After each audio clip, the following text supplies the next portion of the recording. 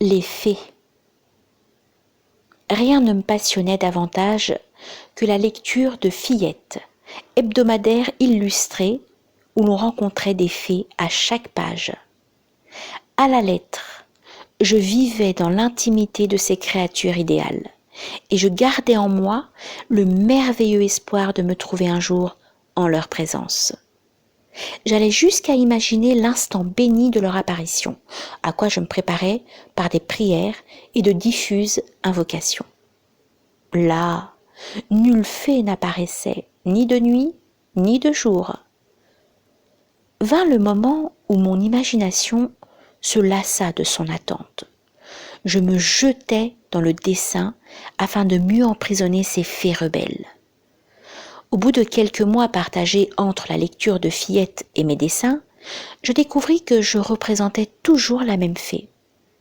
C'était une petite fée gracieuse, couverte de longs cheveux, la tête ornée d'une superbe aigrette. Baguette magique à la main, elle semblait tourbillonner dans les airs. Son nom s'imposa de lui-même.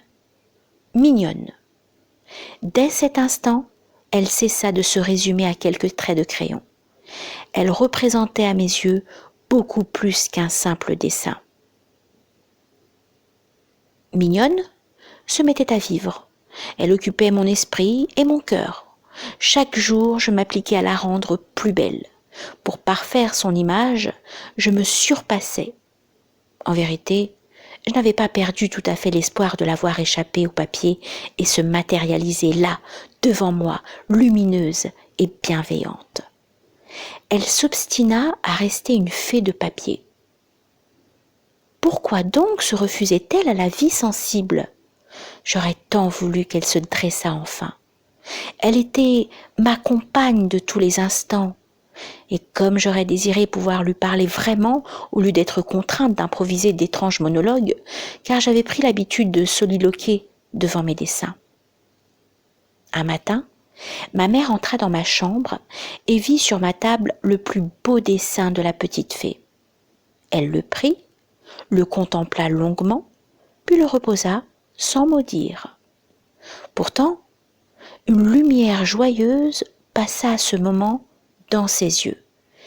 Et tout alors me devint clair. Combien avais-je été aveugle ? Tout à coup je compris tout. Mignonne était là, bien vivante, certes plus grande que dans mon dessin, sans aigrette ni baguette, mais tellement plus belle. Mais oui, la fée que j'attendais en vain, c'était maman. À la suite de cette révélation, je vécus une période agitée. 1000 questions m'assaillirent.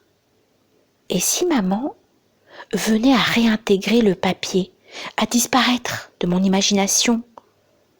Maman était une fée, et une fée peut s'effacer à tout moment. Oh, terrible angoisse. Ma logique enfantine se fourvoyait en d'étranges raisonnements. Si maman était une fée, un être immatériel, comment était-il possible qu'elle fût soumise à toutes les contraintes du corps, non seulement le manger et le boire, mais aussi d'autres obligations naturelles que je jugeais dégradantes pour une céleste créature. Dès lors, je n'eus plus qu'une seule préoccupation, répondre à ces questions. Et pour y arriver, je ne trouvais d'autre solution qu'une surveillance attentive. Maman ne tarda guère à découvrir mon manège. Par une vigilance de tous les instants, elle s'appliqua à déjouer mes ruses. Mais je ne me désarmai point. Un matin, je finis par la surprendre en ouvrant brusquement la porte des toilettes. Toute prosaïque, ma fée était là, assise sur la cuvette des cabinets. Immense fut ma déception. Maman était un être humain, comme moi, comme mon père, ma sœur ou mes petites amies. La fée n'habitait pas notre monde. À jamais sa demeure était dans le ciel, et personne ne la ferait descendre sur notre pauvre terre.